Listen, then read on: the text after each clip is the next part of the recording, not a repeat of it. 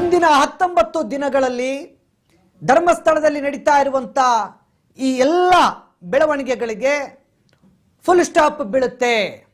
ಇದೇನು ಒಂದು ರೀತಿ ಹಾರರ್ ಸ್ಟೋರಿ ರೀತಿ ಎಲ್ಲ ಕಂಡು ಬರ್ತಾ ಇದೆಯಲ್ಲ, ಇದಕ್ಕೆ ಫುಲ್ ಸ್ಟಾಪ್ ಬೀಳುತ್ತೆ ಅಂತ ಹೇಳ್ತಿದ್ದಾರೆ. ಶ್ರೀ ಕ್ಷೇತ್ರಕ್ಕೆ ಒಂದು ಕಂಟಕ ಅಂಟುಕೊಂಡಿರೋದು ಅದು ಏನು ಗೊತ್ತಾ, ಆ ವಿಚಾರಕ್ಕೆ ಸಂಬಂಧಪಟ್ಟಂತೆ ಕೂಡ ಹೇಳ್ತಾ ಇದ್ದಾರೆ ಗುರೂಜಿ. ಸತ್ಯ ದೈವದ ಸತ್ಯವನ್ನ ಗುರೂಜಿಯವರು ಸತ್ಯವಾದ ಮಾತುಗಳಲ್ಲಿ ಹೇಳಿದ್ದಾರೆ.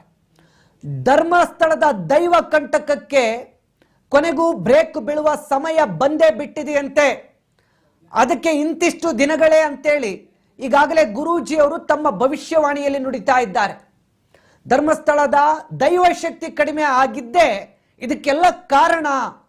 ಕಾಲಜ್ಞಾನಿ ಗುರೂಜಿ ಹೇಳ್ತಾ ಇರುವಂಥದ್ದು. ಅಲ್ಲಿನ ದೈವ ಶಕ್ತಿ ಏನಿದೆ, ಅಪಾರವಾದ ದೈವ ಶಕ್ತಿ ಇದೆ ಅಲ್ಲಿಗೆ.